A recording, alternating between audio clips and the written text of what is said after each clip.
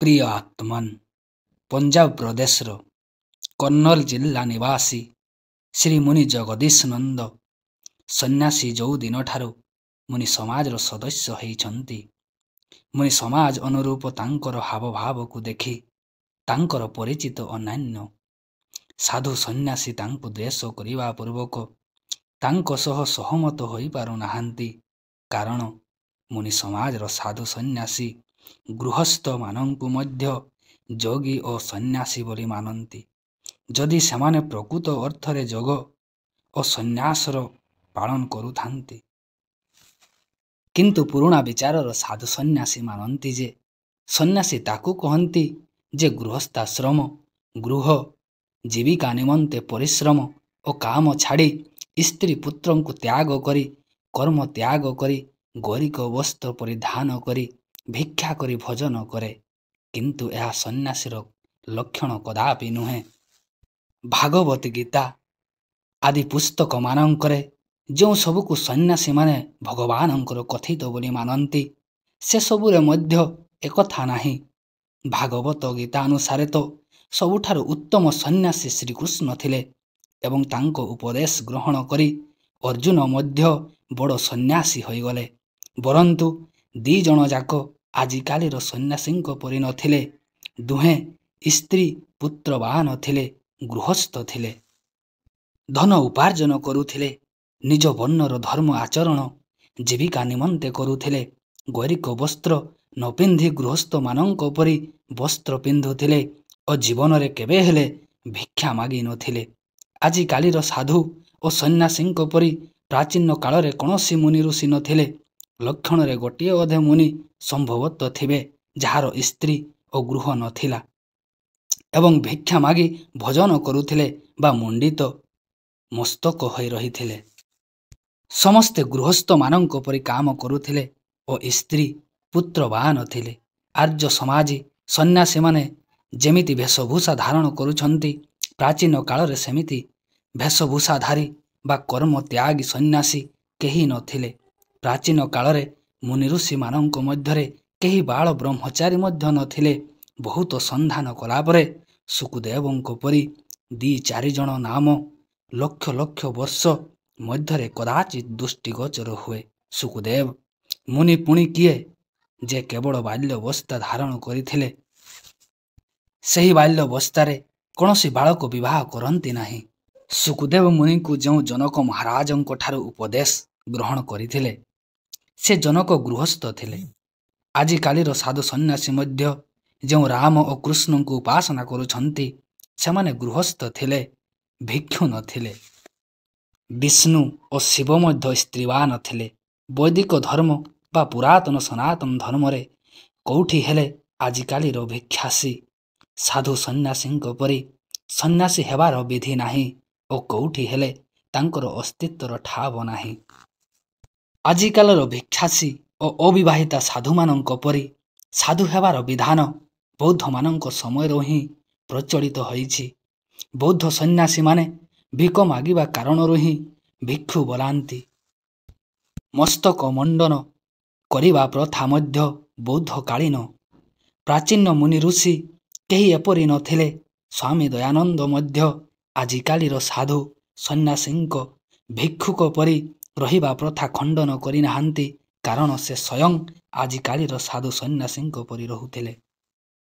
କିନ୍ତୁ ଏମିତି ସନ୍ନ୍ୟାସୀଙ୍କ ବର୍ଣ୍ଣନା ବେଦରେ ନାହିଁ କିମ୍ବା ପୁରାଣରେ ମଧ୍ୟ ନାହିଁ, କୁରାନରେ ନାହିଁ, ଇଞ୍ଜିଲରେ ମଧ୍ୟ ନାହିଁ। ତଥାପି ଆଜିକାଲିର ସାଧୁ ସନ୍ନ୍ୟାସୀ ମୁନିମାନଙ୍କୁ ଅଟ୍ଟହାସ୍ୟ କରନ୍ତି, ପଚାରନ୍ତି, ସନ୍ନ୍ୟାସୀ କାହାକୁ କହନ୍ତି? ସନ୍ନ୍ୟାସ କ'ଣ? ଏହାର ମାନେ ହେଲା ଯେ ମୁନି ସମାଜର ମୁନିମାନେ ଯେତେବେଳେ ସନ୍ନ୍ୟାସୀ ଓ ତ୍ୟାଗୀର ଲକ୍ଷଣ ବୁଝାଇ ଦେବେ, ତେବେ ମନକୁ ମନ ତାଙ୍କର ମୁଣ୍ଡ ନଇଯିବ।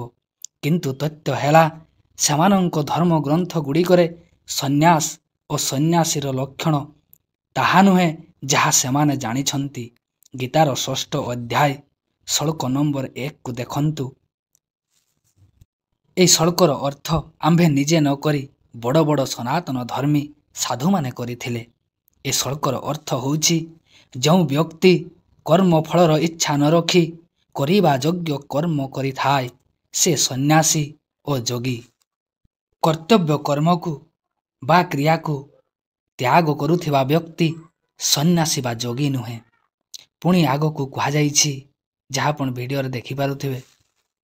ଏହି ଶ୍ଳୋକରେ ଶ୍ରୀକୃଷ୍ଣ ଅର୍ଜୁନଙ୍କୁ କହୁଛନ୍ତି, ହେ ଅର୍ଜୁନ, ଯୋଗକୁ ହିଁ ସନ୍ନ୍ୟାସ କୁହାଯାଏ। ଏହି ହେତୁରୁ ମୁନି ସମାଜରେ ମୁନିମାନଙ୍କୁ ଯୋଗର ପାଳନ କରିବାକୁ ଶିକ୍ଷା ଦିଆଯାଏ। ମସ୍ତକ ମୁଣ୍ଡିତ କରି ବା ଭିକ ମାଗିବାକୁ ନୁହେଁ। ଜଣେ ପ୍ରକୃତ କର୍ମଯୋଗୀ ଗୃହସ୍ଥ ହିଁ ସନ୍ନ୍ୟାସୀ। ଗୀତାର ଅଷ୍ଟାଦଶ ଅଧ୍ୟାୟ ଶ୍ଳୋକ ନମ୍ବର 2, ଯାହା ଆପଣ ଭିଡ଼ିଓରେ ଦେଖିପାରୁଛନ୍ତି।